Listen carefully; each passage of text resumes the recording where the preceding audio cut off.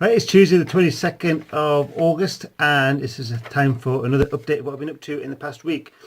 So one of the main things I've been up to, me and my business partner in my Amazon Japan business, is taking our first client's batch of products and getting out to Japan. So I think last week we had just received 48 units from our first client that we're going to help launch on Amazon Japan.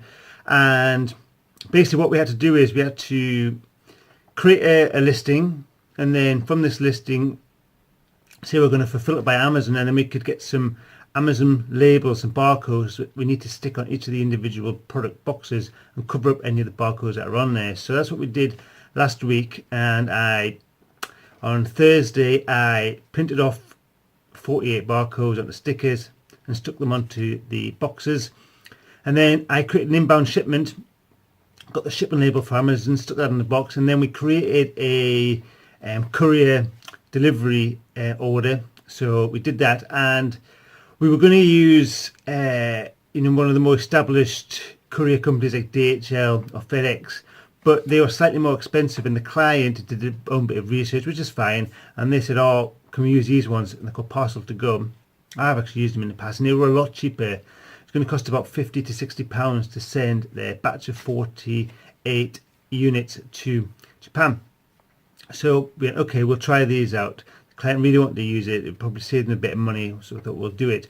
So we created the courier labels, the order, on Thursday last week, and it all seemed to go well, and we got the label, and we had a few slight concerns with a couple of things that I'll explain in a minute, but we went ahead anyway. We got the label, we actually put it on the box, and before we shipped it off we did a little bit more research, and there was a couple of things that really concerned us. One was the importer of record. So when you send things to Japan, you need someone out there that is going to take responsibility for it, and you need a name and address of someone in Japan, and we've got this obviously because we've done it before with our own stuff. But there was nowhere through the Parcel to Go system to put the importer of record details.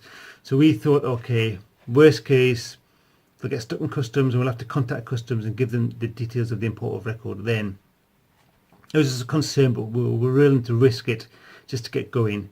But something that was going to stop us, something that we're not willing to risk, is something called delivered duty paid. So when you send something to internationally, but into Japan, you can either, we or the courier can handle the customs payment because you've got to pay import taxes and duties.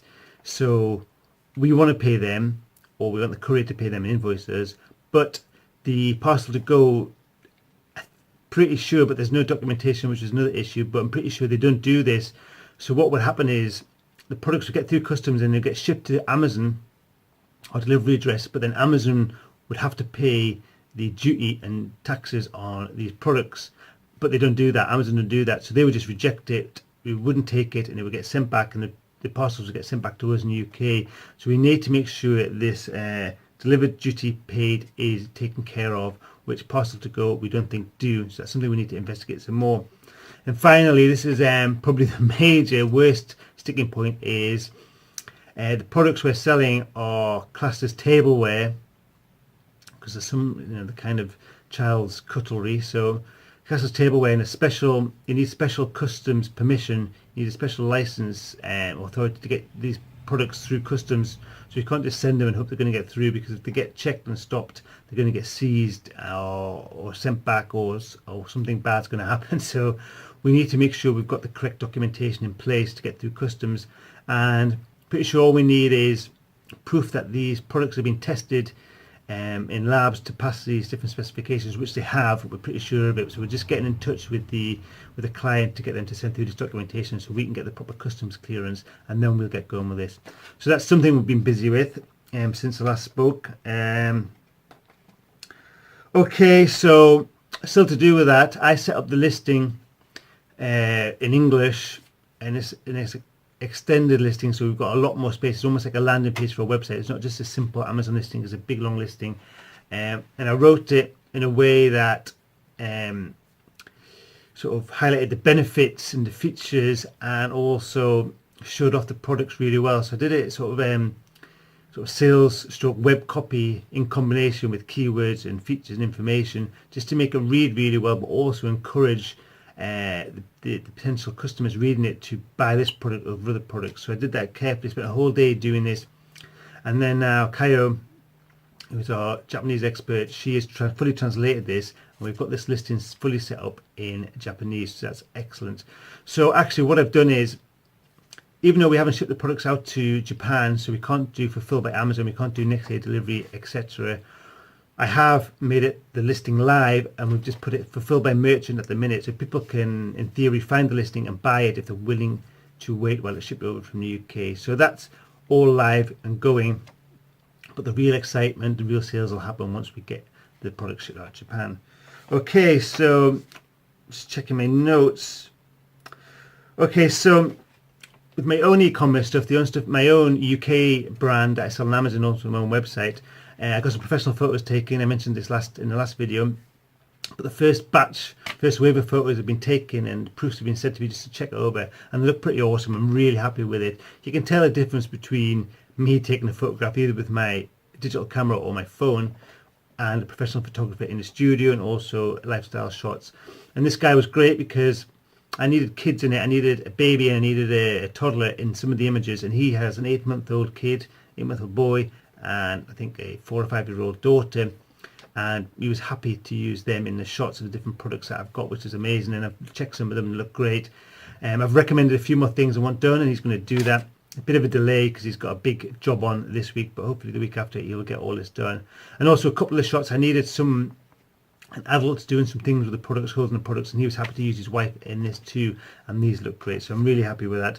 So I'm getting some of these initial photos onto my Amazon listing now to improve them, but next week I will get the proper finished images, and I'll redo these, and hopefully that will make my listing stand out. And I'm also in the process of rewriting all the copy on the listings to make them, as best as I possibly can. And then I'm going to, once everything's set up and I've got all my products, I've got 6 products, well 7 because I've got 2 colour variations of one. I'm going to go really hardcore on my pay-per-click advertising and promotion, cross-promotion of products, and really to drive sales, see how great this can go. Okay, on this as well, unfortunately I got hit, I was going to get hit with long-term storage fees. So I had my one of my colour variations of one of my products. I over-ordered initially. I'd ordered 2,000 units and got them in stock a year or so ago, and I've sold 1,500. So they've sold all right. They sold pretty well, but I've got 500. I got 550 left, and I was going to get hit with over £1,000 one-off bill for long-term storage from Amazon. So I've created a removal order. I had to pay 60p per unit, so 300 and something pounds I paid, and I got these items shipped out, and they came to me.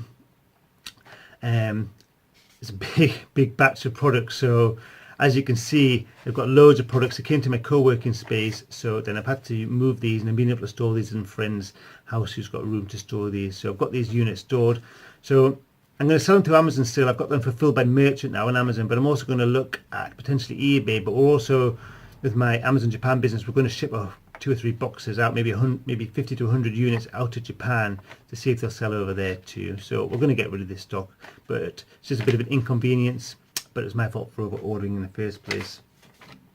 Okay, right, the final thing I want to chat about is, I've been going on about this a long time, so it's my websites.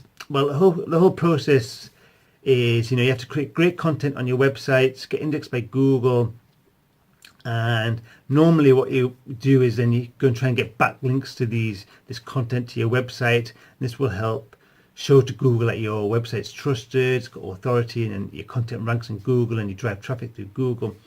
So this is kind of the approach that myself and everyone else follows. But personally, I always set up the websites, do my keyword research, create the content, write the content as good as possible, and have the website sort of optimally set up for on-page and on-site SEO kind of things. My site maps, submit to Webmaster Tools or Google Search Console as it is now, Bing Search Console, everything all set up right, and the keywords and the structure, the titles, the title tags, the heading tags, all that kind of stuff's all set up optimally.